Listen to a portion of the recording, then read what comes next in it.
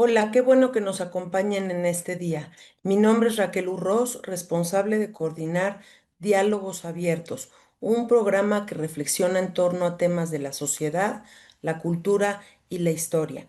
Y en nombre del director de esta sede en Boston, les damos la más cordial bienvenida. En esta ocasión vamos a hablar sobre derecho y antropología en torno a las comunidades y grupos organizados en Michoacán, el reconocimiento de sus derechos públicos y su personalidad jurídica para la autodeterminación, es decir, la capacidad que tienen para su activismo jurídico, cómo se usa el derecho, cómo estos colectivos y organizaciones están en el movimiento de la autodefensa en esta área purépecha, cómo los colectivos buscan administrar sus propios recursos y en esta lucha jurídica desde una línea sociojurídica en que se está trabajando a favor de sus derechos y el autogobierno y la autonomía, que nos puede llevar a comprender por qué hay que reconocer, respetar su debida representatividad. Quédense con nosotros. Bueno, entonces ahora vamos a dar paso a presentar a nuestros panelistas y primero que nada doy la bienvenida y le agradezco mucho estar aquí con nosotros a Lorena Ojeda Dávila. Gracias, Lorena. Muchísimas gracias a ti, Raquel. La verdad es que me da mucho gusto estar esta mañana aquí con mis colegas que admiro mucho por el trabajo que han hecho y el acompañamiento y la lucha por los derechos de los pueblos originarios en México. Por supuesto, contigo, con tu auditorio de la UNAM Boston.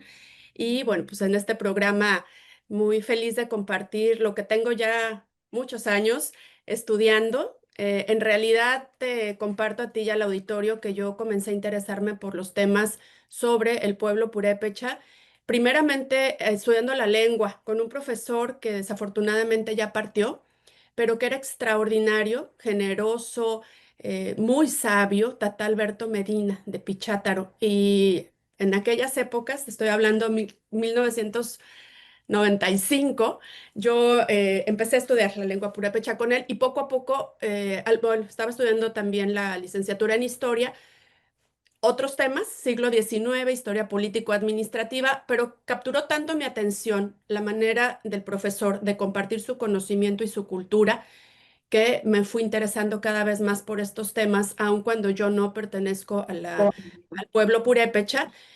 Digamos, parte de mi corazón y mucho de mi interés profesional, por supuesto, que admira y comparte muchos de los principios que rigen a la cultura purépecha.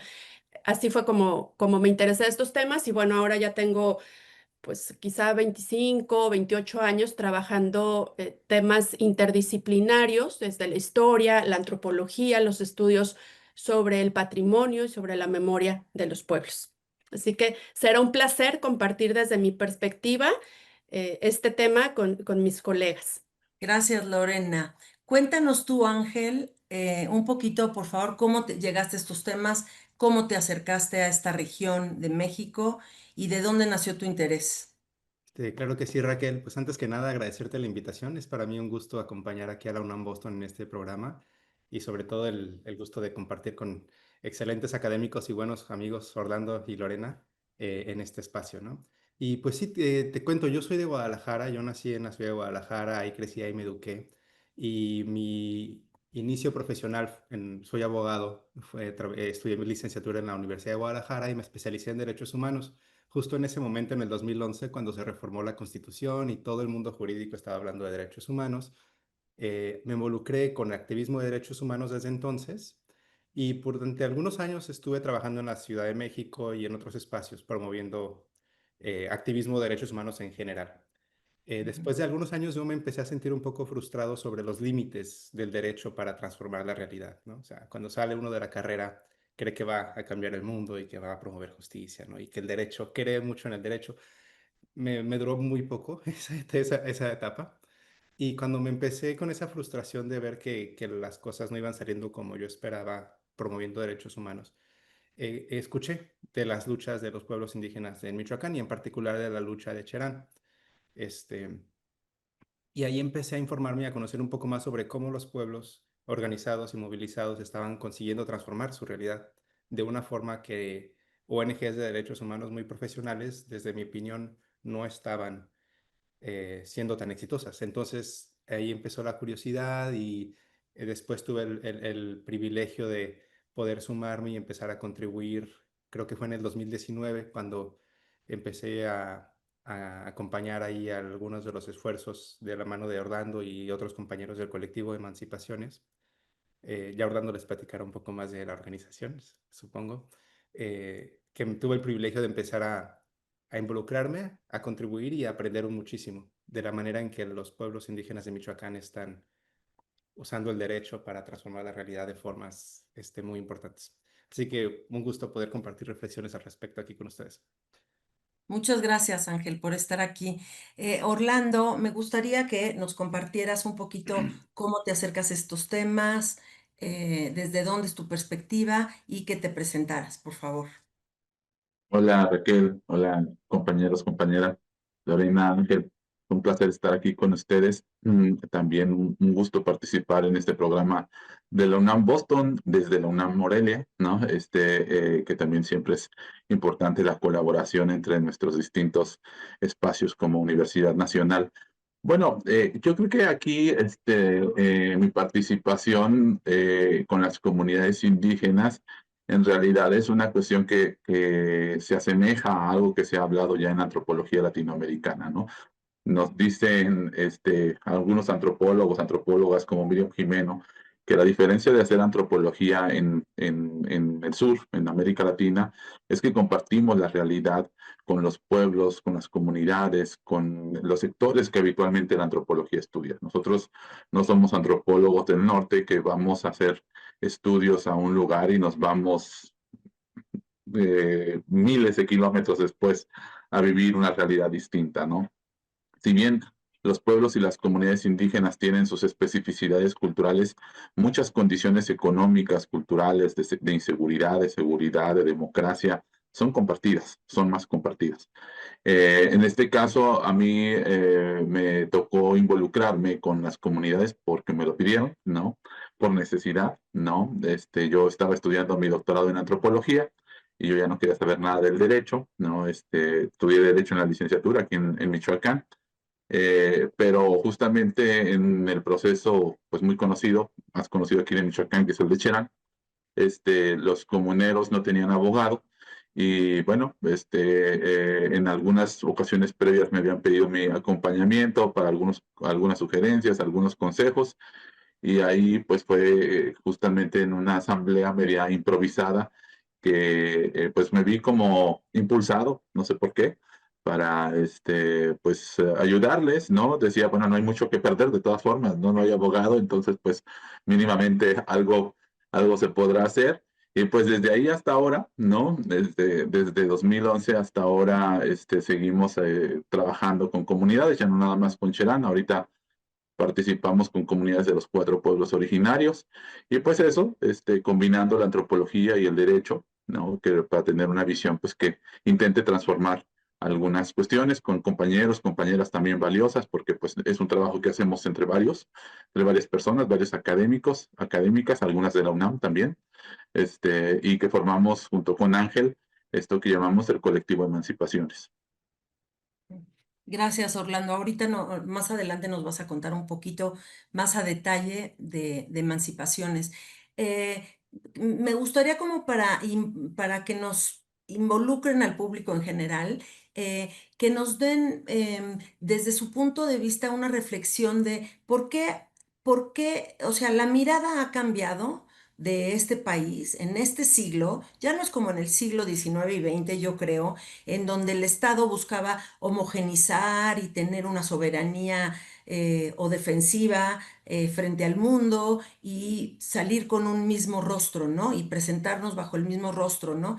Esto cuando decimos hay muchos Méxicos, bueno, hay muchos Méxicos, pero además hay muchas localidades, hay muchos municipios, hay muchos colectivos, y ahora se supone que nos dicen y sabemos en estas décadas que esto se debe de proteger, celebrar, digamos, no se está pensando en incorporar a nadie, al revés, respetar las diferencias porque somos un país, ya lo sabemos, pluriétnico, multilingüístico. Estamos hablando de pueblos vivos que tienen territorio, historia milenaria que defender y en donde viven y se reproducen social y culturalmente. Yo les diría, los que no vivimos en estos medios rurales o no, pero en comunidades donde se reproducen sus propias identidades, em, ¿por qué nos incumbe? ¿Por qué nuestra mirada tiene que adaptarse a, por lo menos, respetar que existen otras formas de vivir, de entender y respetar las prácticas y las creencias de grupos que tienen otros valores y otras maneras de, por ejemplo, relacionarse con su propio entorno y con su propia terruño, ¿verdad? Entonces, me gustaría como que nos dieran un poco una reflexión, eso, como sociedad, pero también como Estado. ¿Cómo ha ido evolucionando esto y qué nos está haciendo falta para hacer esta mirada más abierta y menos prejuiciosa? Lorena, me gustaría que tú empezaras. Muchas gracias, Raquel. Bueno, yo creo que ese es el gran reto que tenemos los mexicanos en general y por supuesto que tiene el Estado mexicano de garantizar los medios para fomentar la educación y el respeto de toda la sociedad con respecto a nuestra diversidad, no solamente cultural, ¿no? Sino, y cultural, étnicamente me refiero, sino también hacia las minorías, ¿no? A cualquier diversidad. Y ese es verdaderamente el gran reto. En cuanto a los pueblos originarios, pues son la base y la raíz de nuestro país, ¿no? Los 68 pueblos que permanecen al día de hoy, desafortunadamente muchos en un riesgo tremendo de desaparecer, ¿no? Las lenguas y las costumbres, más de 350 variantes lingüísticas que tenemos y sin embargo, a pesar de los esfuerzos que se han hecho y que son muy encomiables, hay un gran racismo en nuestro país y lo estamos viendo todos los días en los medios de comunicación, en los comentarios del día a día, en frases profundamente racistas que se reproducen y muchas veces la gente no tiene esta conciencia. ¿Por qué tenemos que voltear a mirar estos pueblos? Repito, porque son el origen de lo que somos como sociedad, ¿no? Somos una sociedad, por supuesto, mestiza, pero en su mayoría, pero con este profundo fundamento de la riqueza cultural de los pueblos, de valores, de tradiciones que todos los mexicanos compartimos de alguna manera, es decir, la alimentación, ¿no? Que está en la raíz del ser mexicano. Bueno, pues es una alimentación que viene en gran parte de los pueblos originarios, ¿no? Y sí, con unos productos, con técnicas que se incorporan después. Mucho de nuestras cosmovisiones también están profundamente influenciadas por lo que los pueblos originarios, valga la redundancia, originalmente sostuvieron y que siguen sosteniendo en muchos casos. Esto que decías de estas formas diferentes de apreciar y de ver el mundo y que son completamente diferentes y que en muchos casos chocan con lo que un mestizo común o una persona quizá en la ciudad podría pensar, esta relación con el entorno, estos varios, digamos, niveles que existen entre, es decir, la tierra, el aire, el agua, no son lo que podrían ser para una persona fuera de los pueblos originarios, que no comparte esta cosmovisión. Son entes vivos, hay que respetarlos, hay que pedirles permiso, hay que agradecerles y hay una relación de reciprocidad con los elementos naturales y con los elementos que existen en el territorio, lo que mencionabas hace rato.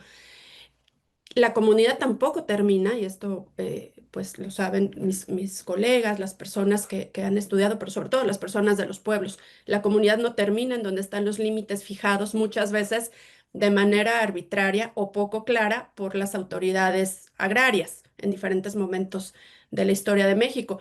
El territorio, el espacio de las comunidades termina hasta donde ellos ejercen cierta relación de reciprocidad con la tierra. Por ejemplo, al hacer una peregrinación, digamos que la comunidad estamos hablando, por ejemplo, de los Birrárica, ¿no? Hacen su peregrinación a Viricuta, pero en ese momento la comunidad camina, pero la comunidad va junto con las personas que van caminando, es decir, no se queda en un territorio delimitado.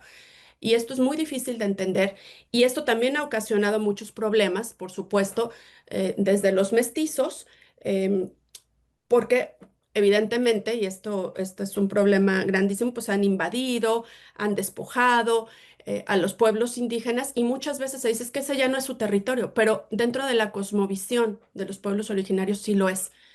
También aquí vamos a encontrar muchas veces estas disputas entre comunidades porque hay territorios que ancestralmente se han considerado como propios, ¿no? Y luego viene todo el desastre, desde mi punto de vista, que se arma en muchos casos por una,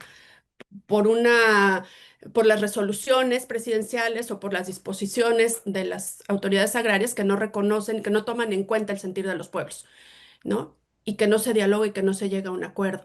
En fin, entonces creo que es un problema muy complejo, pero en resumidas cuentas, como sociedad mexicana estamos disminuyendo el valor de nuestra cultura, la complejidad de nuestra cultura si no reconocemos el valor que tienen los pueblos originarios, las lenguas, las variantes, la vestimenta, todo lo que implica y como autoridades, como gobiernos, también creo que no se está cumpliendo con su responsabilidad y su obligación si no se brinda obviamente el respeto a los pueblos, pero también una educación a las demás personas y una sensibilización hacia, hacia estas costumbres, hacia estas prácticas que pueden ser diferentes, pero que son mucho, muy, muy valiosas y que nos enriquecen como sociedad.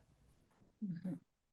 Ángel, a mí me gustaría para darle continuidad a lo que Lorena nos dice, porque nos está explicando Lorena cómo son territorios dinámicos, no tienen una marca fija, donde empieza uno y acaba otro, depende de sus prácticas comunitarias. ¿Cómo defines, o sea, por supuesto, son ellos mismos quienes se autocalifican y se autodefinen y desarrollan sentimientos de pertenencia y apego al territorio, al espacio que habitan? Eh, pero para que todos pudiéramos entender los conceptos básicos de cómo estos pueblos se autodefinen, cómo se organizan, es decir, y para poder llevar a cabo su reproducción cultural, eh, ¿cómo nos explicarías qué es la autodeterminación o la autonomía o el autogobierno, las diferencias, ¿no? Para saber, y ellos cómo integran estos conceptos para partir de una plataforma donde movernos, ¿no? Todos en común, ¿no? Un lenguaje. Claro, si me permites, quisiera también comenzar también por compartir algunas reflexiones sobre por qué nos debería interesar, ¿no? A personas que no somos parte de una comunidad indígena. Yo creo que hay tres razones que ven hacia el pasado, al presente y al futuro de la sociedad mexicana. El pasado porque tenemos que darnos cuenta como sociedad mexicana que la tierra en la que habitamos, la cultura de la que gozamos, la riqueza que se ha acumulado en ciudades y en espacios urbanos que vemos como no indígenas, se debe gracias a decenas de años, siglos de apropiación de la tierra, apropiación de la cultura, apropiación de las personas, del trabajo de las personas, de la marginación de pueblos que ya vivían en esta tierra antes de los españoles, que sobrevivieron la colonia y que también sobrevivieron el proceso colonial que se sigue llevando a cabo a través del Estado mexicano, porque al final el Estado mexicano es una herencia colonial.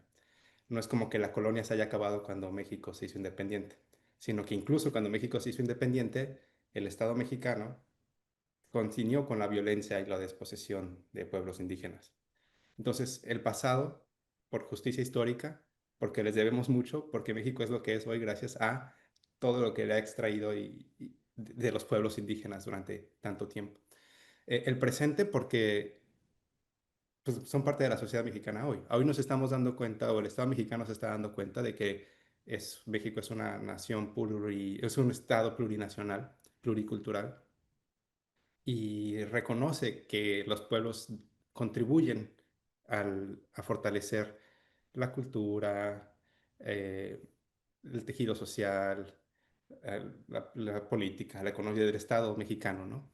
Entonces, ahora nos estamos dando cuenta que son parte del presente. Y digo que también del futuro porque las comunidades indígenas, de cierta forma, están dando lecciones sobre cómo hacer las cosas. Hay problemas que enfrenta la sociedad general de México, que las comunidades mexicanas están tratando de resolver de formas creativas y novedosas, ¿no?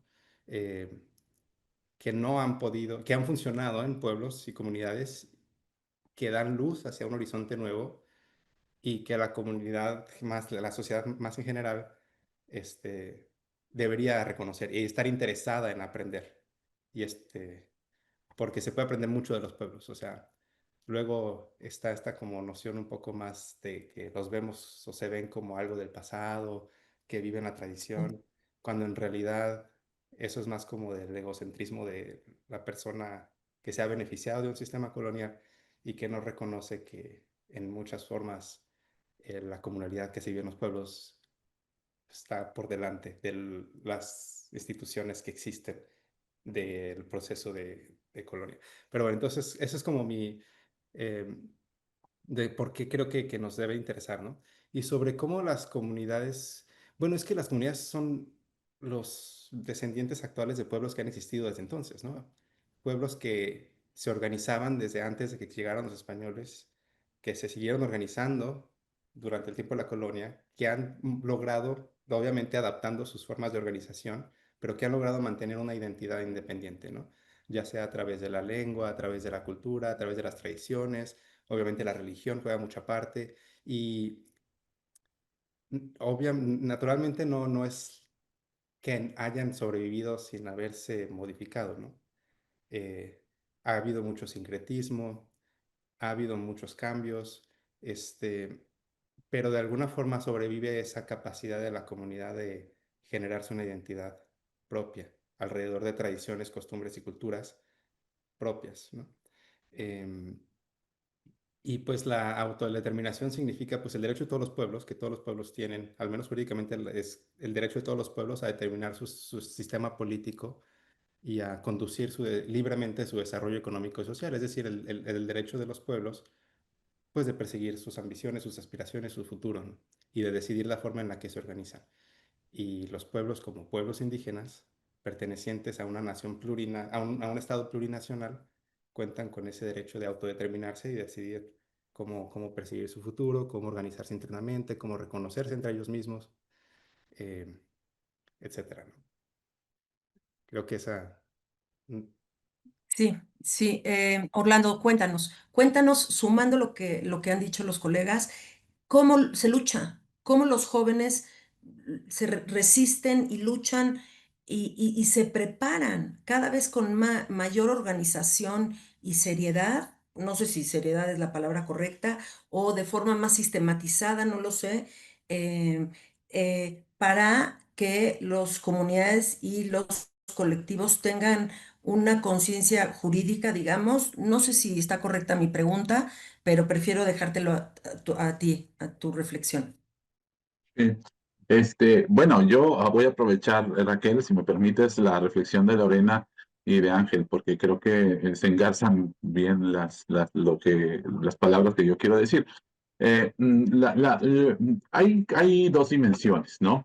Por un lado, las comunidades indígenas, como decía Ángel, lejos de ser grupos atrasados como nuestra comprensión colonial, ¿no? Más allá del racismo, el colonialismo, entendiéndolo como una forma también de pensar, ¿no? De pensar sobre los pueblos indígenas, de mirarlos como incapaces, de mirarlos como inferiores, o de considerarlos como una exoticidad, ¿no? Porque creo que eso también es parte de lo que tú preguntas, ¿no? Ahora el Estado parece que los reconoce, pero los reconoce como una exoticidad, ¿no? Los reconoce como una cuestión folclórica que hay que cuidar. Flor, Ajá, pero no como una condición de transformación de nuestra sociedad.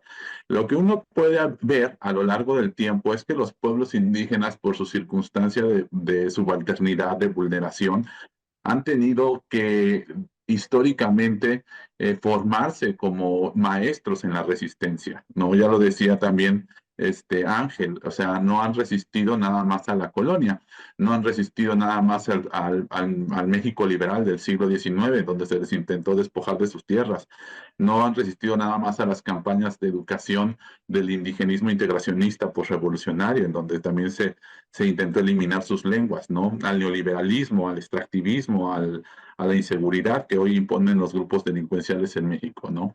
Entonces, los pueblos indígenas, lejos de estar apartados de las dinámicas que el propio capitalismo y otros sistemas económicos, políticos, de control de poder, son grupos vulnerados que constantemente tienen que desarrollar innovaciones, alternativas para enfrentar esos desafíos, ¿no? Esa es la realidad de los pueblos indígenas, ¿no? Hoy lo vemos, pues justamente en temas transversales para nuestro país como la seguridad, ¿no? Que es una de las principales preocupaciones de todo México, no nada más de los pueblos indígenas, y quienes han logrado desarrollar alternativas no basadas en la militarización hasta ahora son los pueblos indígenas, ¿no? Paradoja, ¿no? Porque uno pensaría, pues los pueblos indígenas, ¿cómo van a dar las soluciones? Los pueblos indígenas tradicionalmente no los vemos como sujetos capaces de proporcionar esas alternativas. Andamos buscando esas alternativas en otros países, en otros lugares, de la academia, de otros lugares que se supone que son los que generamos la construcción de esos conocimientos, y pues queda claro que se nos han acabado las ideas, ¿no? Entonces, en ese sentido, los pueblos indígenas recurren a una raíz histórica de resistencia, sí cultural, pero también de resistencia política, de lucha, para hacer frente a los nuevos desafíos, pero también en base a esa misma raíz, como ya lo comentaba Lorena y Ángel, proyectan su presente y su futuro, ¿no?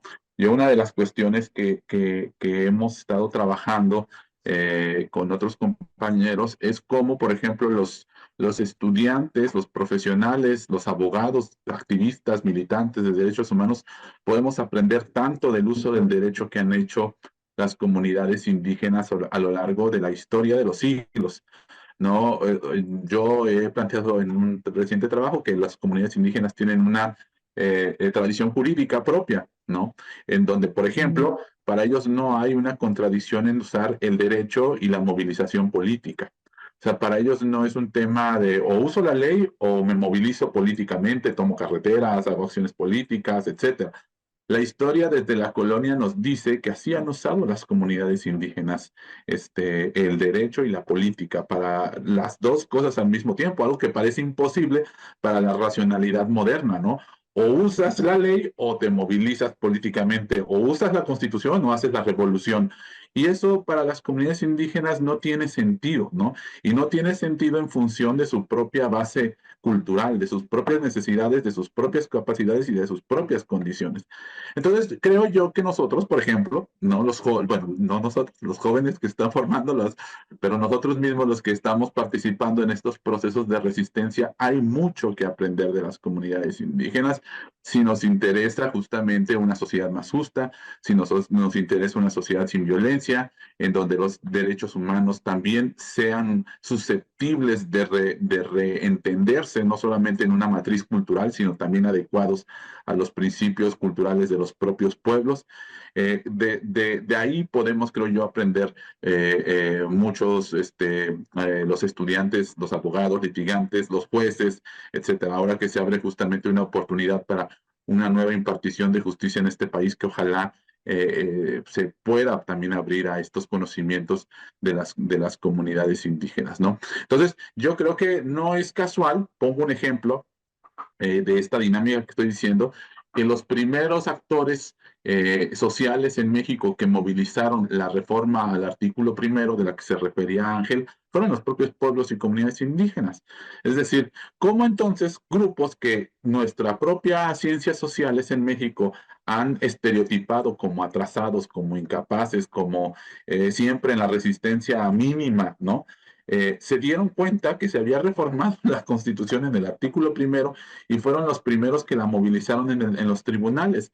Entonces, esto también implica un desafío, Raquel, compañeros, compañeras, epistemológico, de cómo concebimos a las comunidades indígenas.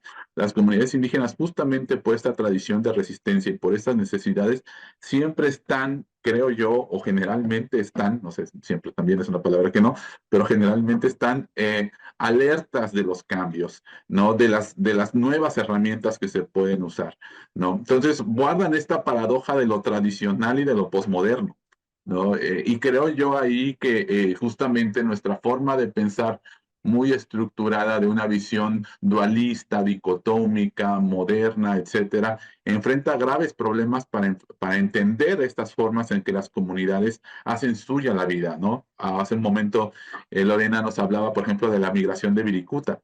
Bueno, seguramente tú sabrás, mis compañeros por supuesto que lo saben, porque además han tenido más experiencia en Estados Unidos que yo, pues cuántas comunidades migrantes de indígenas purépechas hay en Estados Unidos.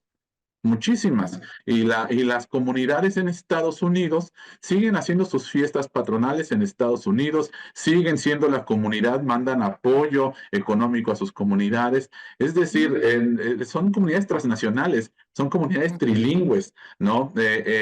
Y creo yo que ahí encontramos pues justamente una dimensión de mucho aprendizaje. Claro, para lograr mirar esto tenemos que cambiar también nuestra forma de pensar, nuestras propias herramientas teóricas que a veces, lejos de ser buenos lentes para ver la realidad, terminan siendo pues lupas opacas que no nos permiten ver cosas. Y yo creo que ahí también es parte, volvemos a tu pregunta inicial, de por qué nos debería de interesar a todas las mexicanas y a todos los mexicanos, independientemente de nuestro origen, pues conocer y aprender de las propias comunidades indígenas. Sí, sí, muy interesante. O sea, se nos agotan las respuestas desde nuestras trincheras. O sea, y si no estamos dispuestos a despojarnos de prejuicios y de informarnos y de abrirnos a otras formas ahora sí, de salvar el territorio y los recursos naturales, este, pues estamos topándonos con pared, ¿verdad? Entonces, sí, como dice Ángel, ese es también, es el futuro también. Son respuestas para el futuro. Me gustaría aterrizar en Michoacán para ir tomando ejemplos concretos. Lorena, ¿nos podrías primero que nada ubicarnos en el espacio y un poquito en el tiempo, por lo menos en las últimas décadas, como dice Orlando, están atentos a los cambios, saben más de su propia realidad jurídica que nadie? ¿Qué ha pasado en las últimas décadas en estos espacios? ¿Cómo son las subregiones o las diferencias? ¿Cómo tener una mirada general del espacio para ubicarnos en Michoacán, por favor? Aquí estoy compartiendo un mapa que creo que es muy útil. Sí se ve, ¿verdad? Gracias, Raquel, por esta pregunta y con mucho gusto les voy a presentar un par de mapas que permiten que el auditorio ubique, no dónde está el estado de Michoacán, que entiendo que todos están más o menos familiarizados, pero sí los pueblos originarios del estado de Michoacán. Este es un mapa que sale del Atlas de los Pueblos Indígenas de México. Por cierto, este atlas es una consulta, una herramienta de consulta buenísima para todas las personas que están interesadas. Teclean ese nombre en su buscador y entonces van a encontrar no solamente mapas, sino algunos vínculos, archivos orales, audiovisuales, materiales escritos de los pueblos originarios mexicanos. Entonces aquí estamos viendo que el pueblo purépecha es el más numeroso, ¿no? Aproximadamente en este censo del 2020, 128,000 personas, un poquito más, aunque aquí hay que hablar de otra cosa, hablantes de lenguas indígenas, hay que hablar de las personas que se autoadscriben como habitantes o como pertenecientes a un pueblo originario y que no están reconocidos como tal dentro de los censos, digamos, formales. Vi una declaración hace un par de meses de el secretario de Temas Indígenas del Estado de Michoacán, no recuerdo el nombre completo o correcto de esta dependencia gubernamental, pero él decía que eran casi más de 500,000 personas, ¿no? Que se autoadscribían. A mí me parece que es un número muy elevado. Habrá que ver como cuál es su fuente, cuáles fueron sus metodologías, etcétera, etcétera. Pero digamos que oficialmente están reconocidos cerca de 130,000 personas. Pero no solamente hay purépechas en el estado de Michoacán, ¿no? También el segundo pueblo que es numeroso, es el Nahua, después hacia la costa, ¿no? Y luego en el oriente, otomíes y mazahuas. Hay otro pueblo, un quinto pueblo que no está reconocido oficialmente, que es el pueblo Pirinda y que ha estado haciendo mucha labor de lucha por el reconocimiento en el estado de Michoacán. Pero digamos que este es como el panorama. Por supuesto, hay migrantes de otras etnicidades en el estado. Y lo que decía Orlando, muchos de los habitantes originarios purépechas están en otros lugares, no solamente de México, sino en los Estados Unidos. Estas son, para ubicar también a las personas, estas son las 4 subregiones purépechas y digamos que la región lacustre es la que está con azul, meseta o sierra vendría a ser la verde, la ciénega de Zacapu es la amarilla y la cañada de los 11 pueblos en este mapa es la anaranjada. Ahí es donde se ubican la mayor, o sea, sientan el mayor número de habitantes purépechas y quizá donde hay un mayor número de habitantes también, pues es en la parte de la sierra y en la región lacustre. Entonces, con esto en mente, y voy a presentar un mapa más de manera muy rápida. Es un mapa que espero que se aprecie bien, pero por lo menos, y esto va a ayudar mucho a entender algunos de los problemas de inseguridad que se han gestado en épocas recientes. Estamos viendo el estado de Michoacán, pero aquí estamos viendo la zona aguacatera, que es la que es como un verde más eh, llamativo, digamos, como más fluorescente casi, ¿no? Que vendría a ser esta zona de aquí. La zona aguacatera también es una zona donde se producen berries. El valor de la producción en Michoacán de estos productos es de casi 3.000 millones de dólares al año. O sea, hay una cantidad, o sea, inconcebible, extraordinaria de dinero que se genera aquí. Y si estamos viendo, o sea, si traslapáramos este mapa con lo que habíamos visto, la zona purépecha, digamos que está aquí. Entonces, esta es una zona además riquísima en bosque, ¿no? Que también, y que antes digamos, de la explotación del aguacate y antes del tema pues, del crimen organizado en la región, pues fue motivo de explotación y de devastación forestal, porque Michoacán, digamos que históricamente ha estado en los niveles más altos de producción forestal, o sea, de riqueza forestal. Entonces, eh, muchos de los problemas entre las comunidades y de agentes externos, madereros y del Estado es porque son tierras riquísimas en muchos productos, en muchos recursos naturales, ¿no?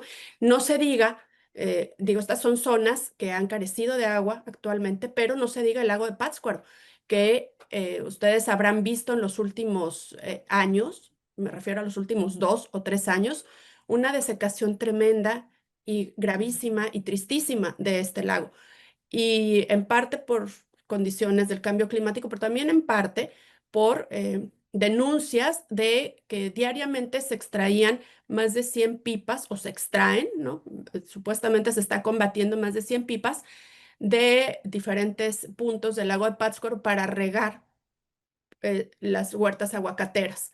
Entonces, es un problema, digamos, que tiene muchas dimensiones y que de muchas maneras afecta a la región. Digo, esto lo hablarán mis compañeros más adelante, porque también esto tiene que ver con estos intereses, estas cuestiones que se han generado en la región y por lo cual los pueblos han estado reaccionando, ¿no? Para pedir o para exigir más bien la seguridad que el Estado debería compartir, que debería, perdón, proveer, ¿no? Entonces, bueno, este es así como un contexto muy general de la región.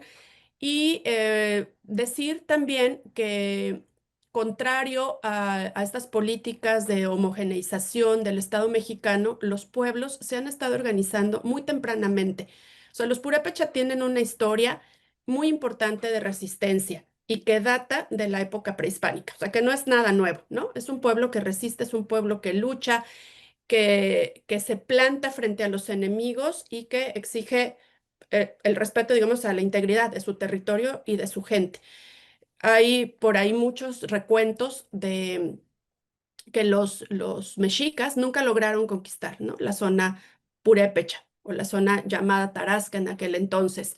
Pero también hay muchos levantamientos, ¿no? En el siglo XVIII, resistencia en el siglo XIX, y no se diga ya de manera, creo yo, mucho más organizada a partir de la década de los 70 y a partir justamente de la conformación de muchos grupos de lucha y de defensa de la tierra, pero también aquí hay algo importantísimo, no sé si me estoy adelantando a lo que vamos a hablar después, pero sobre todo de una conciencia étnica y de un intento, de un deseo de reivindicar justamente, de reivindicarse en su lengua, en sus costumbres, como purépechas, y no como, como, digamos, no como michoacanos o no como habitantes de algún municipio, sino como purépechas, con esta identidad y con este nombre además, ¿no? No como Tarasco, que era un término que se conceptualiza como despectivo y como colonialista, sino como purépechas.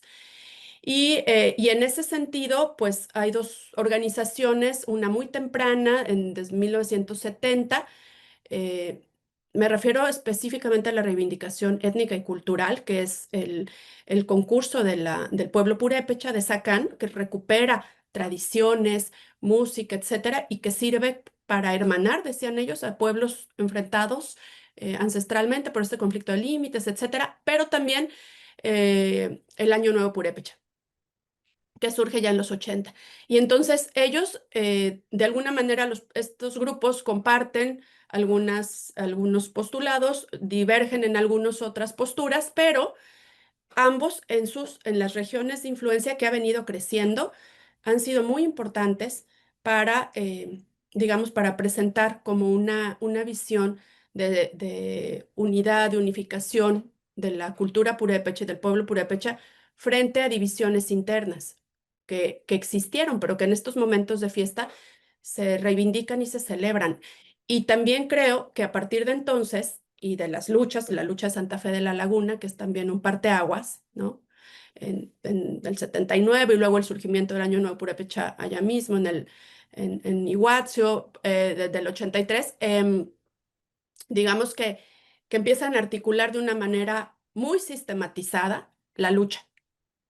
Y mucho de las organizaciones que vemos hoy y de la gente que está luchando al día de hoy tiene de alguna manera algún vínculo o tuvo alguna participación en estos eventos que hemos visto, pero sobre todo en esta, creo yo, conciencia del valor tan grande de la cultura, de la lengua, de las tradiciones, de las formas de vida comunitarias, porque esa es otra cosa, y con esto termino. Esa es otra cosa importantísima, la solidaridad comunitaria, el trabajo comunitario, la reciprocidad. O sea, si algo tenemos que aprender de los pueblos originarios es esto, es el trabajo por el gusto de dar, por el gusto de compartir, porque la comunidad sea autosustentable en muchos sentidos, ¿no? Este trabajo comunitario, las redes de ayudanza, el capital humano están ahí, o sea, articulan la vida, estructuran la vida comunitaria, ¿no? Cosa que es absolutamente, eh, que tendría, muy, muy admirable y que tendríamos también el resto de los mexicanos que aprender y que reflexionar mucho más, ¿no? Lorena,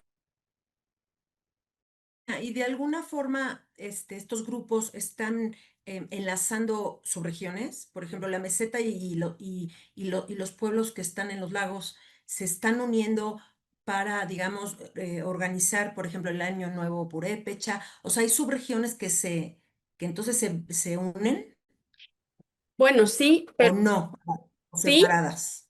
No, sí, pero no necesariamente por estas fiestas. Digamos que estas son celebraciones, a ver, aparte encabezadas por chicos purépechas o por personas muy vinculadas con la comunidad, con las comunidades que habían estudiado de alguna manera en la formación de etnolingüistas o en la Universidad Michoacana diferentes carreras. Mucho, en el caso de Sacán, mucho tuvo que ver el general Cárdenas, ¿no? y este apoyo que dio para que los chicos fueran a internados, demás, que se empezaran a educar, que se empezaran también a, a movilizar, digamos, en muchos sentidos.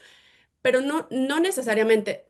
Por muchas personas estas fiestas son vistas como algo, digamos, artificial, entre comillas, porque se reúnen este grupo de personas, de jóvenes, y dicen, lo vamos a hacer así y así, y las fiestas han tenido, o estas celebraciones han tenido gran recepción en los pueblos, y entonces ahora van miles de personas, ¿no? Y en el caso del Año Nuevo Purépecha va rotando de sede, tratando de cubrir las 4 subregiones. En el caso del concurso de Sacán siempre es en Sacán, pero invitan a diferentes comunidades.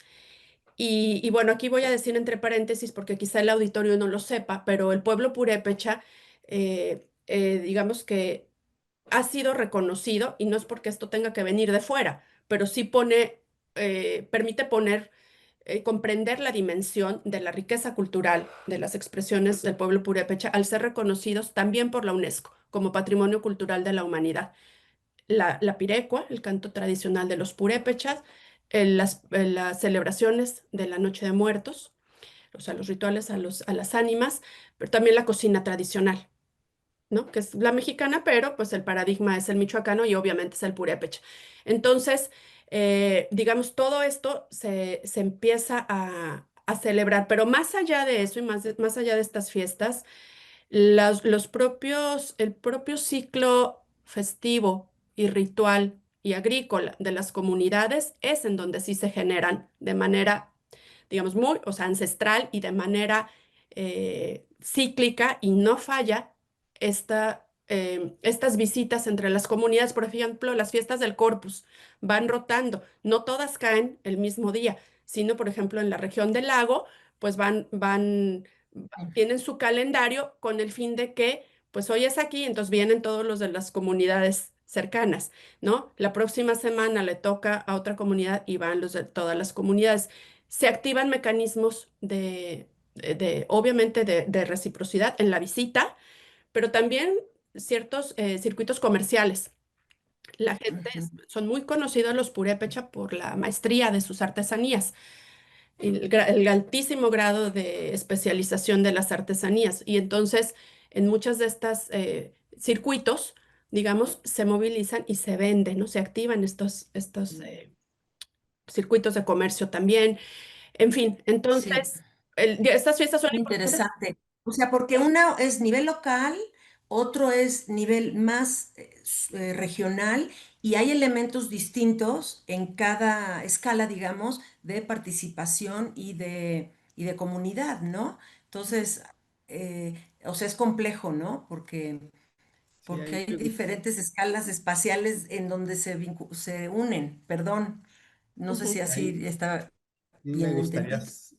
sumar que el Año Ángel. Nuevo Purépecha, yo vivo ahorita estoy en el estado de Washington, en Estados Unidos, y el Año Nuevo Purépecha se celebra acá por la comunidad migrante Purépecha. Y es una celebración grande anual que reúne mucha gente, incluso de otras etnias que en México no, no están cercanas Sí. geográficamente, pero que acá todas conviven porque han migrado al mismo espacio, ¿no? Y en el tema de relaciones entre comunidades, creo que las luchas también se convierten en un espacio de confluencia, ¿no? Ujú. Ahorita las luchas por el presupuesto directo y por el autogobierno, que tal vez vamos a hablar más adelante, no sé, pero eh, pues han permitido que las comunidades de la costa, las comunidades de la región purépecha, las comunidades del oriente se organicen en grupos para luchar por su autonomía de forma colectiva, ¿no?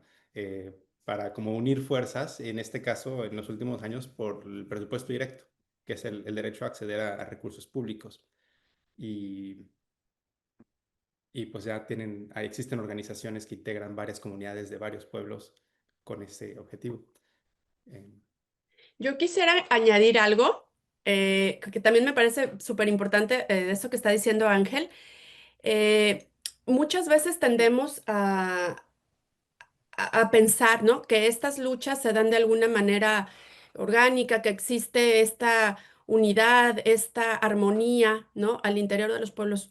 Son sociedades humanas, ¿no? Y en todas las sociedades humanas encontramos divergencias, encontramos desacuerdos, pero aquí el punto importantísimo es en estas, yo he estudiado de alguna manera históricamente el tema de Cherán, ¿no?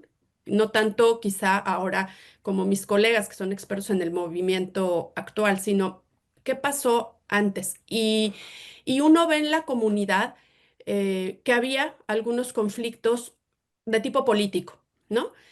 Pero ¿qué pasa en el 2011 y que creo que nos sorprende y que creo que todos deberíamos de verdad como sociedad mexicana con tantos retos aprender, aprender de la cultura y del pueblo purépecha es cómo pones, cómo soslayas tus diferencias y tus conflictos por un bien mayor, que esto fue lo que definitivamente hizo la comunidad y cómo se encuentran y se generan mecanismos de resolución de conflictos y de toma de acuerdos, aun cuando, aun cuando pensemos diferente, aun cuando tengamos diferentes intereses, ¿no? Diferentes Y visiones. semejanzas, buscar las semejanzas, no las Exactamente. Y diferencias. eso es impresionante, lo que logró Cherán y lo que entonces, Ujú. lo que dice Ángel, lo que trabaja Orlando como hermanas a un pueblo, o cómo se hermanan los pueblos, independientemente de que existan diferencias, porque las diferencias, repito, pues, son humanas, ¿no?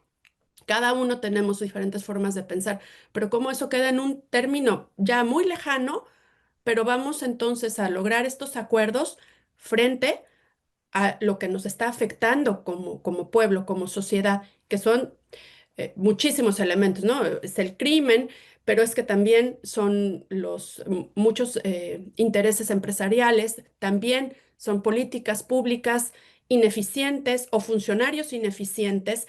Es terrible y voy a permitirme leer ya, y ya voy a darles la palabra a mis compañeros porque si no aquí voy a estar nada más hablando yo, pero es que esto de verdad es indignante y es terrible. Esto que voy a leer es un memorándum que existe está en el Archivo General Agrario y dice así. Es un buen memorándum enviado por un funcionario de la Secretaría de la Reforma Agraria al secretario, ¿no? 1974. En la comunidad indígena de Cherán, en la municipalidad del mismo nombre, desafortunadamente el fanatismo, la ignorancia, la miseria, las vendetas, los feudos y los odios intergeneracionales permanecen. Algunos caciques locales tienen el control político y económico. Hay irresponsabilidad. Tienen una carencia de la conciencia del apoyo y la solidaridad que debería existir entre ellos. Por lo tanto, hay una división permanente en las actividades comunales y una presión constante de dos facciones hacia las instituciones oficiales. En una palabra, la anarquía siempre ha prevalecido. Sí, la ignorancia absoluta, ¿no? ¿No? Y el desdén. Y entonces Y Cherán desde nos enseñó claramente a todo el país que esto no es cierto, que esto son visiones muy viciadas y que además existe formas de ponerse de acuerdo para luchar por un interés común. Entonces, bueno, ya me callo. Orlando, danos el ejemplo concreto, por favor, de emancipaciones, el ejemplo que tú quieras, pero hablando de estos colectivos y de algunas comunidades, por favor. Bueno, pues mira, yo pienso que todo proceso histórico, todo acontecimiento político, que tiene una potencia transformadora, no solamente logra con sus contradicciones, con sus nuevos problemas, cambiar el estado de cosas concreto para lo que se levanta, ¿no? Tiene una luz que logra transformar varias cosas a su entorno, ¿no? Y yo pienso que en este caso el proceso de Cherán, que bueno, que no está aislado, que evidentemente, como lo ha dicho Lorena, viene de esas raíces históricas, de otras quizás más recientes bueno, que no vienen al caso ahorita a comentar porque no es el punto, pero entendiendo lo que no es pues una situación que surgió de la nada o que Cherán por sí solo cambió todo, por decirlo así, entendiendo eso. Creo que esa lucha cambió muchas cosas, ¿no? Yo diría tres así muy rápidas, y hay más, ¿no? Por supuesto. Una, generó incluso una propuesta artística. Es muy claro que después del movimiento de Cherán hay el surgimiento de toda una generación de artistas purépechas, principalmente de Cherán, que se dedicaron en principio al muralismo con el movimiento. Hubo un movimiento, también al mismo tiempo, paralelamente, una representación en las paredes de Cherán de la lucha, del bosque, de todo lo que se defendía en ese momento y que hasta la fecha continúa, ¿no? Y continúa creciendo y reproduciéndose. Este, Creo que el impacto de Cherán pues justamente explica estos nuevos procesos, ¿no? En varias formas. Por un lado, las similitudes que tiene con otras comunidades de la crítica a los partidos políticos, de buscar otras alternativas, de la respuesta ante la inseguridad. O sea, Cherán sirvió de inspiración, aunque a veces esa inspiración sea un poco idealizada, por decirlo así, porque también, obviamente, como ya lo dijo Lorena, son procesos problemáticos, son procesos también con contradicciones, etcétera. Que eso no les quita lo luminoso, por otro lado, ¿no? Creo que a veces pensar en estos como claros oscuros nos cuesta trabajo y a veces incluso en la academia encontramos procesos que todo es maravilloso o que todo es terrible, ¿no? Y bueno, como la condición humana, nada es así, ¿no? Y por otro lado, creo que también a la academia, o aparte de la academia, el proceso de Cherán transformó, ¿no? Y dentro de ese espacio, creo que al menos al colectivo Emancipaciones, pues justamente nos formó esta lucha porque nos hizo salir de las aulas universitarias, que es donde muchas veces la academia crítica se concentra, ¿no? Claro, en este caso, quizás con la facilidad de nuestra profesión, que es o parte de nuestra profesión, que es el derecho, ¿no? Y que es una disciplina muy práctica o que puede ser muy práctica, a diferencia, digamos, de otras disciplinas que quizás su ámbito profesional no tiene esa facilidad de gano un juicio, por ejemplo, llévame un juicio y lo gano o lo pierdo, que eso es una cosa muy inmediata, ¿no? Y que quizás, por ejemplo, yo también como antropólogo, pues no podría hacer eso, ¿no? O sea, eso se puede hacer desde el derecho, ¿no? Quizás uno puede escribir, hacer otro tipo de cosas que también son importantes, pero que no tiene, digamos, esa concreción que el derecho. Entonces, el proceso de Cherán, yo creo que a muchos de nosotros, no solamente el de Cherán, pero me voy a referir a porque sucedieron varias cosas paralelas ahí en el país, hizo repensar a muchos de los que nos dedicábamos al derecho y a la antropología del derecho, que en un contexto de violencia, de muerte, de saqueo, de despojo, el compromiso político que la academia crítica venía manifestando a los procesos sociales era también necesario repensarse y revisitarse. No, para muchos de nosotros también fue un momento en el que los mecanismos tradicionales de participación política de la academia crítica tenían que también radicalizarse, si me permites la expresión, ¿no? Es decir, ya no bastaba escribir en el periódico, escribir un libro, un artículo para denunciar lo que estaba pasando, ¿no? Llegó un momento en el que al ver que las comunidades purépechas, en este caso Cherán, daba un paso adelante a un problema que era sentido en todo el estado, por eso yo también empezando mi intervención en esto, la inseguridad no es nada más en Cherán, no es nada más en las comunidades indígenas, también la vivimos en Morelia, la vivimos en las ciudades, la vivimos en México completo. Entonces, no, en ese sentido no somos tan diferentes, por decirlo de alguna manera, ¿no? Entonces, creo que al ver el valor de la gente de Cherán, a muchos nos inspiró, ¿no? Y nos llamó a, pues también dar un paso a su lado, ¿no? Y apoyar con lo que podíamos apoyar, ¿no? Aquí, por ejemplo, en Morelia, muchos alumnos, muchos estudiantes, profesores, distintas organizaciones, sindicatos, inmediatamente se solidarizaron con lo que pudieron con la lucha, ¿no? Desde mandar víveres, desde hacer colectas, desde lo que sea, ¿no? Cada quien desde su lugar. Y pues a nosotros, en nuestro caso, fue como una cuestión de decir, a ver, hemos discutido, platicado, estudiado mucho los derechos de los pueblos indígenas, qué es la autonomía, qué es el autogobierno, y nos pasamos hablando de eso horas en clase, pero pues llegaba el momento de llevarlo a la práctica, ¿no? De saltar, digamos, las bardas de la universidad y de adentrarse al trabajo con las comunidades, que por otro lado, pues tampoco es sencillo, ¿no? Como lo dijo esta Lorena, también a veces ahí sí hay una distancia grande de cómo concebimos el conocimiento en la universidad, de cómo nos relacionamos con abogados, con las comunidades movilizadas y politizadas no son actores pasivos, ¿no? De estos procesos, o sea, no van a llegar no van a permitir que tú les llegues a decir cómo son las cosas, ¿no?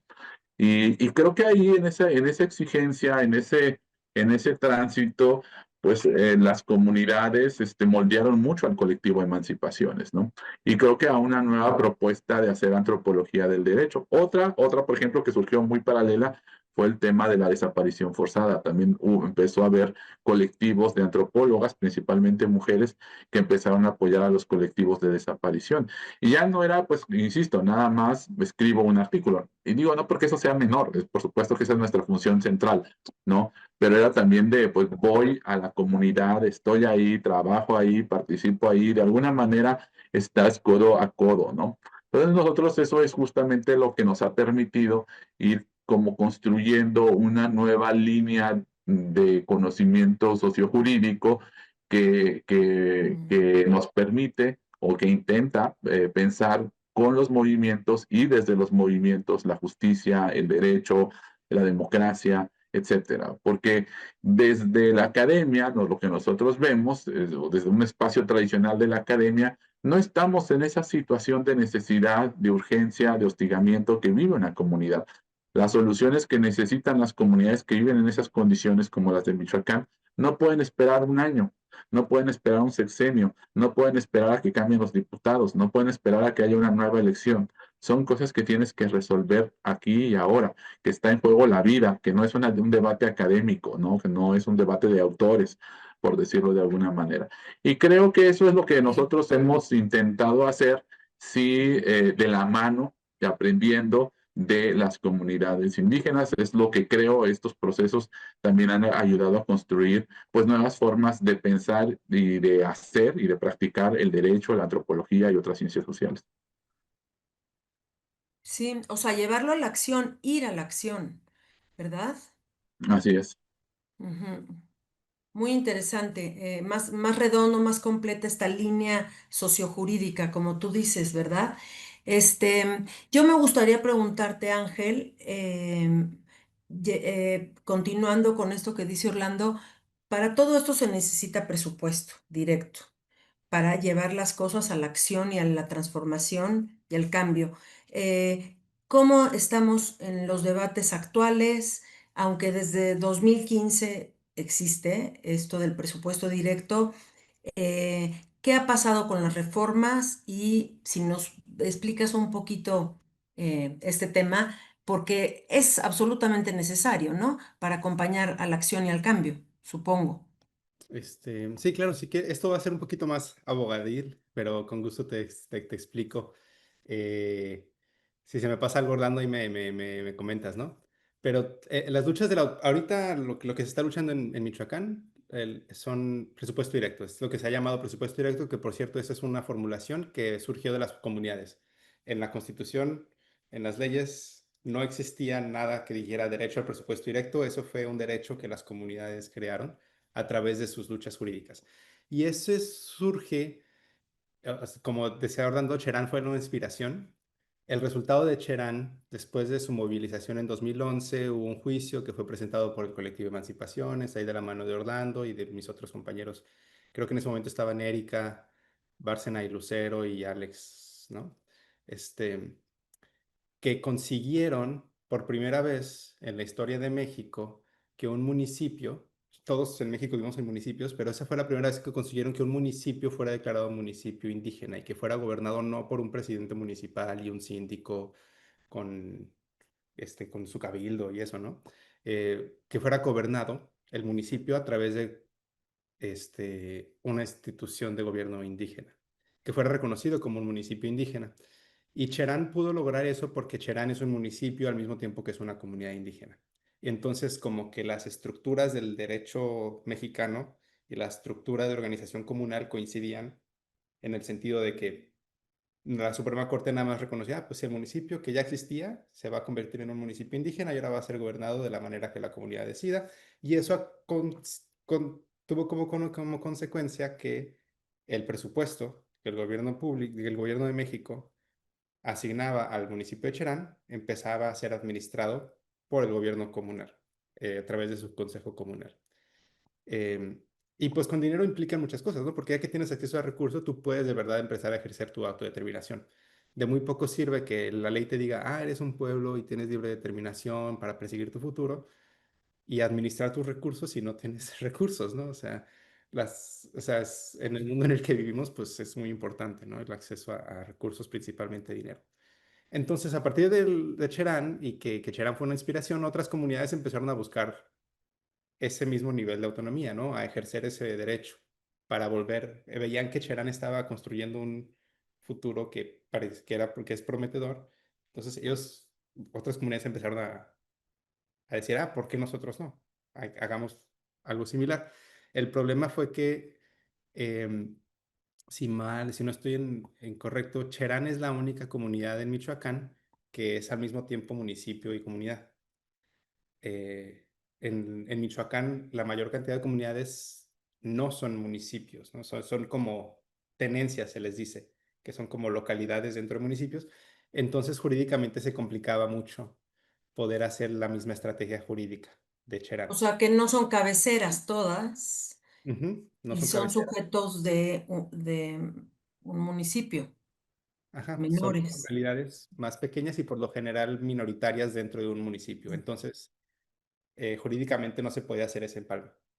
Y ahí fue cuando a la comunidad de San Francisco Pichátaro, creo que fue la primera que empezó se le ocurrió bueno, pues no queremos ser un municipio indígena, pero queremos que nos pasen el presupuesto que nos corresponde a nosotros. Si somos el 10% del municipio, pues que nos pasen el 10% del dinero que le corresponde al municipio para que lo administremos directamente nosotros en la comunidad. Y eso fue lo que se empezó a llamar presupuesto directo. El primer caso fue el de Pichátaro, que se promovió en 2015, también por el colectivo Emancipaciones, de Ordando y compañeros y compañeras, que pues fue un volado, ¿no? En su momento, Ordando, creo que no había ningún precedente jurídico en el país que te dijera que algo así pudiera existir, que un derecho como el del presupuesto directo, o sea, no era algo que, si tú le preguntas a un abogado, te iban a decir, eso es imposible. Eso no ha sucedido nunca y no puede suceder porque hay miles de complicaciones jurídicas de por medio, ¿no? Y creo que parte ahí del papel importante que juegan abogados es, pues, no dar el carpetazo, sino decir, bueno, esto es una concepción jurídica que está emanando de la comunidad, pues vamos, ¿no? A darle a ver qué pasa. Y pues el colectivo promovió un juicio que fue atraído por la Sala Superior de la Suprema del Tribunal Electoral y que en 2016 dijo, a través de una interpretación muy evolutiva de los derechos y haciendo uso de tratados internacionales, que pues sí, que los derechos de los pueblos indígenas incluían el derecho a la autonomía y que el derecho a la autonomía incluía el derecho al autogobierno, que implicaba pues recursos para autogobernarte, porque de nada te sirve que yo te diga que eres que autogobierno si no tienes dinero para gobernar, ¿no? Entonces ahí se... Esto es la reforma al artículo 2. Eso fue antes. La reforma del artículo 2 es consecuencia en parte de todo Ah, esto. O sea, sí, esto se empezó a gestar mucho antes de que se reconociera a nivel constitucional, ¿no? sí. La reforma del artículo 2 del año pasado. Eh, Ujú. entonces, sí, Pichátaro fue la primera y desde una vez que se sentó ese precedente judicial, pues se abrió la puerta para que otras comunidades empezaran y creo que la segunda fue, no sé si San Felipe o Arantepacua.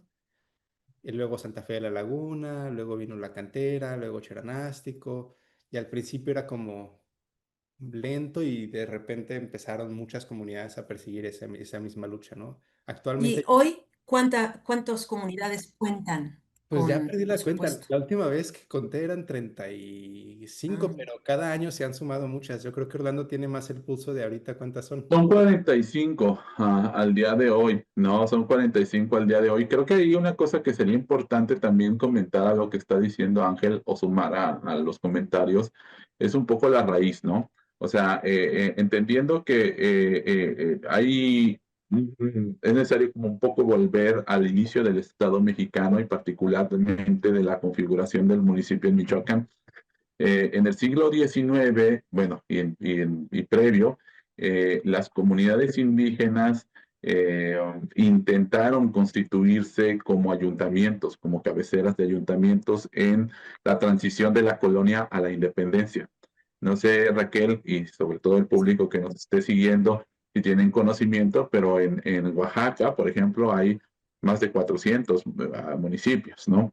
Michoacán somos 113, entonces la disparidad es muy grande. ¿Qué pasó en Oaxaca que no pasó en Michoacán? Bueno, la principal situación es que en Oaxaca las antiguas repúblicas de indios se transformaron en ayuntamientos en la Constitución de Cádiz, que es una constitución que fue transitoria entre el orden colonial y el orden independiente, y las comunidades lograron que esas sedes de ayuntamiento fueran reconocidas ya en la Constitución Independiente de Oaxaca como municipios. ¿Qué nos pasó en Michoacán? Un proceso muy parecido porque las comunidades, nuevamente, así como hablamos de los derechos humanos en nuestra época, en el 2011, el artículo primero, fueron conscientes de que constituirse como sedes de ayuntamiento les daban beneficios, les daba autonomía en justicia y en administración, aunque fuera muy pequeña, muy relativa, muy empobrecida. Entonces, por eso tuvieron un interés de constituirse en ayuntamientos. Aquí en Michoacán, por ejemplo, 30 comunidades, principalmente purépechas, ¿no? También esto habla mucho de lo que decía hace un momento Lorena, de la importancia del pueblo purépecha, fueron y obtuvieron ese reconocimiento de ayuntamiento. Pero ¿qué pasa? Justamente hace 200 años que se promulgó la Constitución de Michoacán, la primera, los constituyentes de Michoacán decidieron que las comunidades indígenas no debían de ser sedes de ayuntamientos, no debían de ser cabecera de municipio, vamos a decirlo lo que es ahora.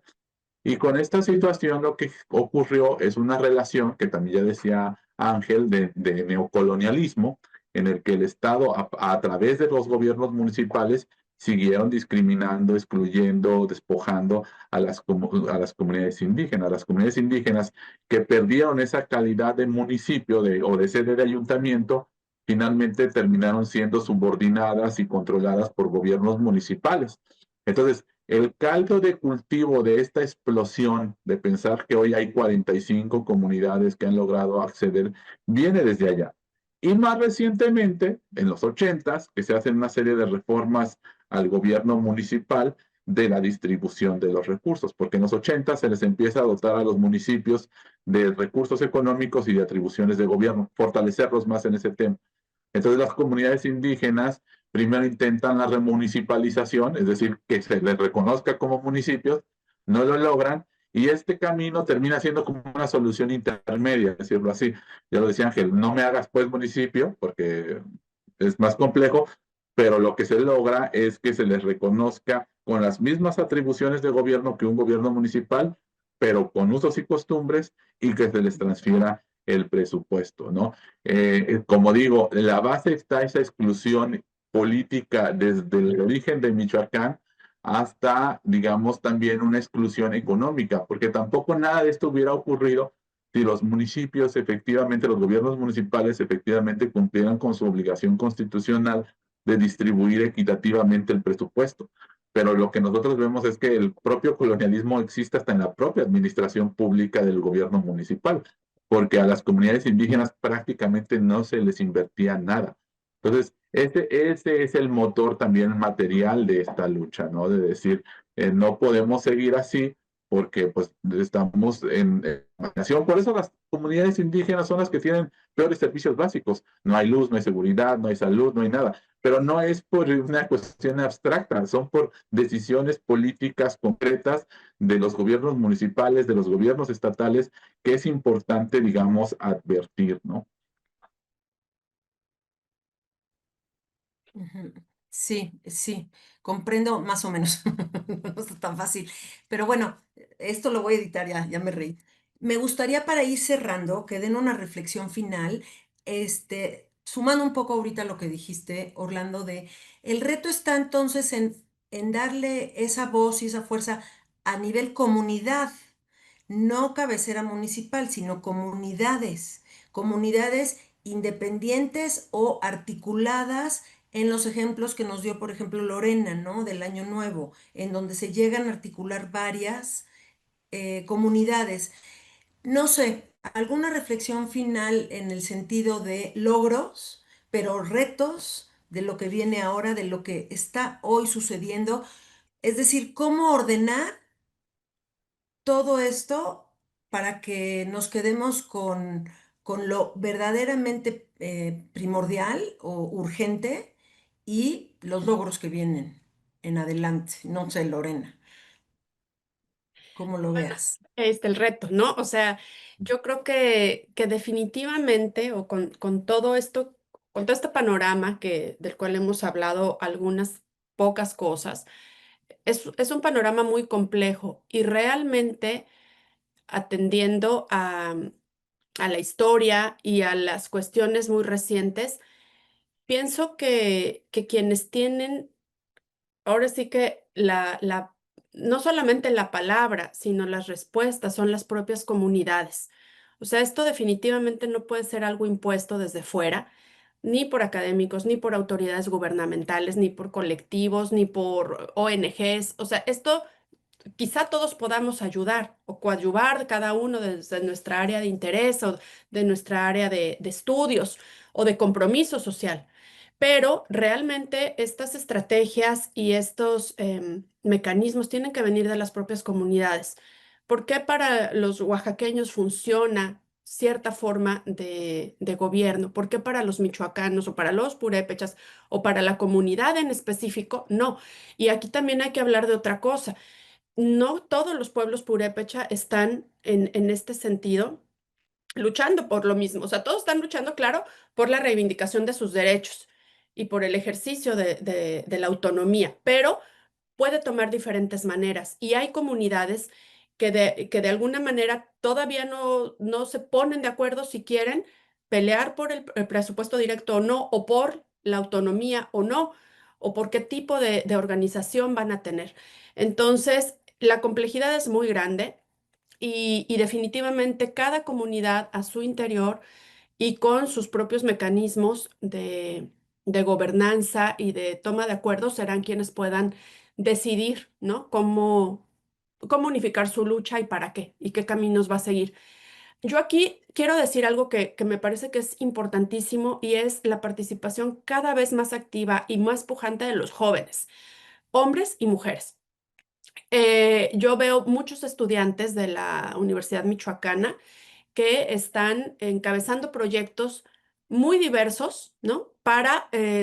Justamente para fortalecer su cultura, desde la lengua, desde las tradiciones, desde el vestido, pero también en este sentido, muchas mujeres, ¿no? Para ir teniendo cada vez más posibilidad de opinar y de incidir sobre las decisiones de la comunidad, ¿no? Que tradicionalmente las comunidades pues se regían mayoritariamente por decisiones de varones y o de comuneros, ¿no?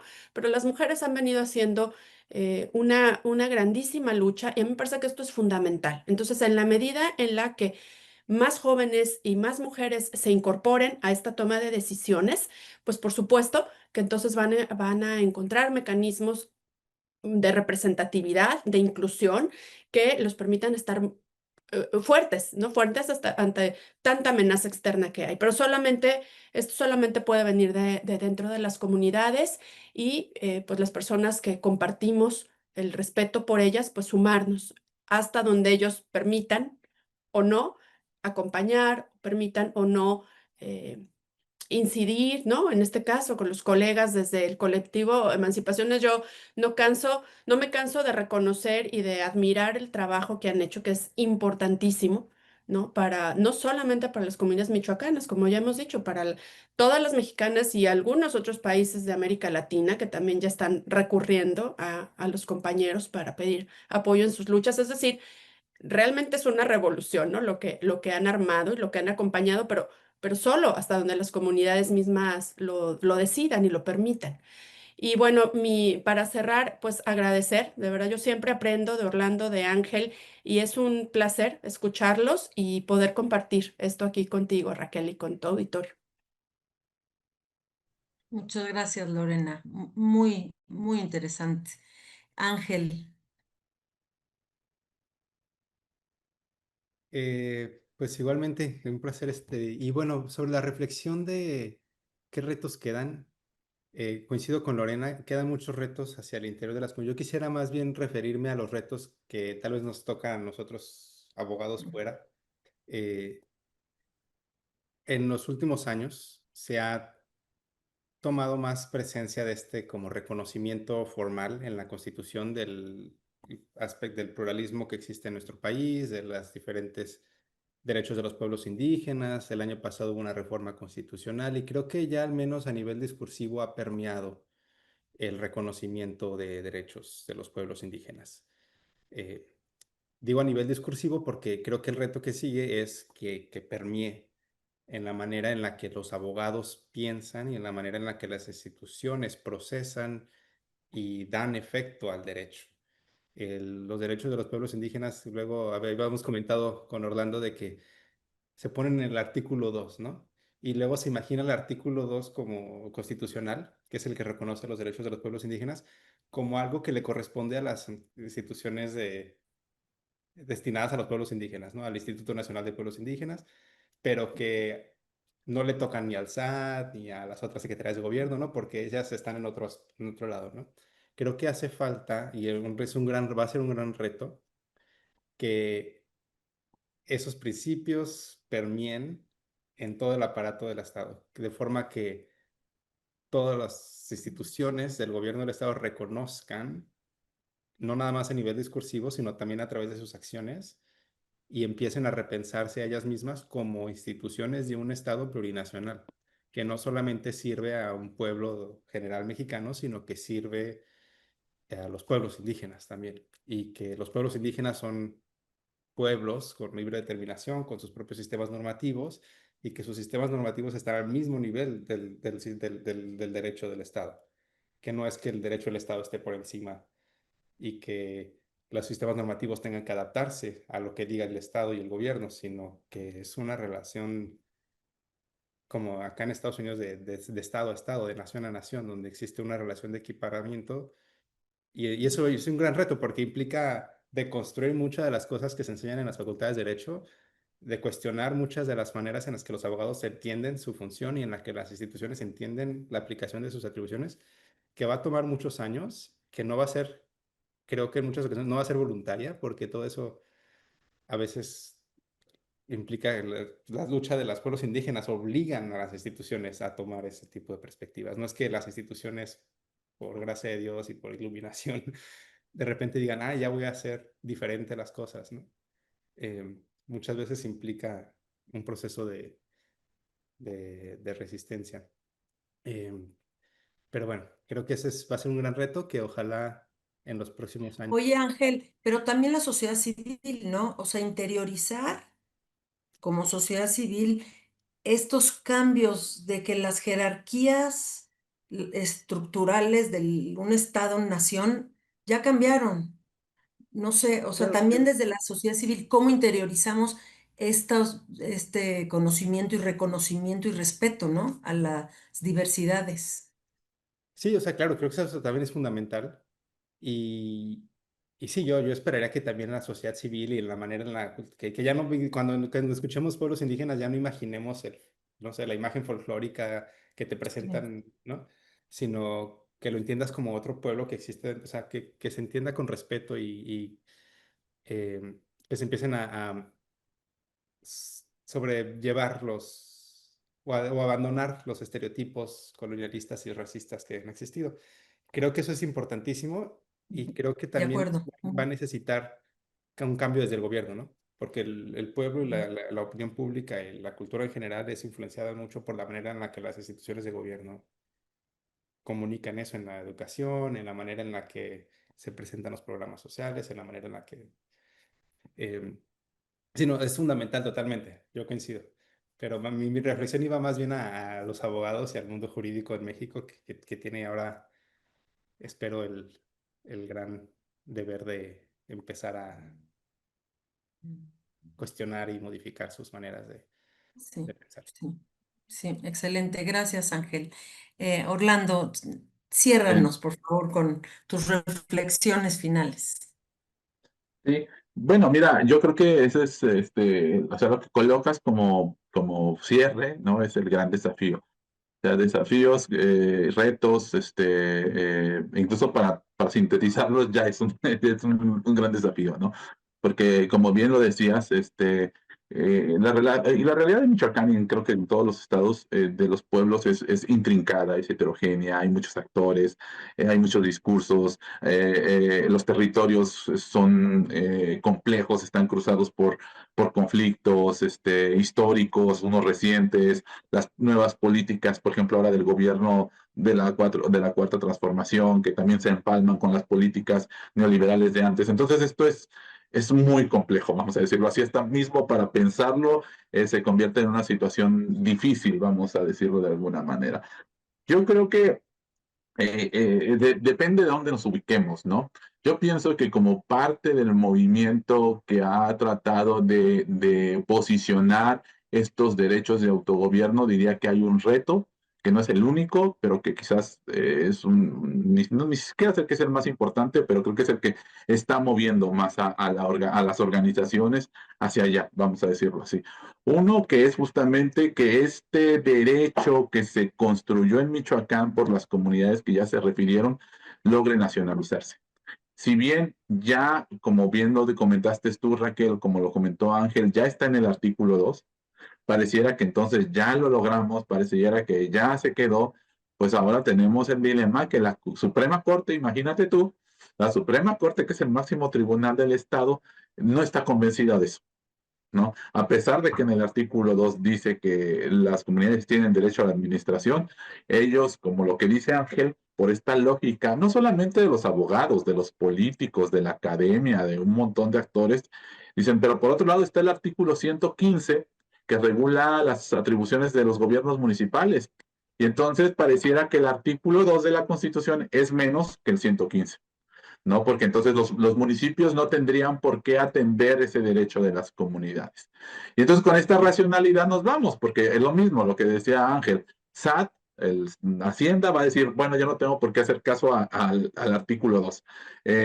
Seguridad, yo no tengo por qué hacer caso a los derechos de la seguridad comunal, de los sistemas normativos propios, etcétera, porque acá yo me regulo por mi propio artículo, por mi propia ley, y no entiendo. El desafío es transversalizar eso y efectivamente que eso sea una lucha de generaciones que a lo mejor ya ni nos toca propiamente a los que estamos en este caso como impulsando estos procesos, porque sí tiene que ver con un cambio mental en muchos grados, ¿no? Como decías tú, desde la misma sociedad que no entendemos esto, ¿no? Que todavía a lo mejor estamos pensando a los pueblos indígenas como cosas muy distantes, que a nosotros nada nos toca, o atrasados, o todavía lo que también decía Lorena, que también no ha dejado de existir este racismo, hasta veces que ya uno pensaría que ya no debería de existir, pero que ahí está, ¿no? Todavía muy presente en algunos sectores de la sociedad. Y pues imagínate tú, para que los funcionarios de nuestro estado entiendan estos cambios, pues pareciera todavía más lejano ese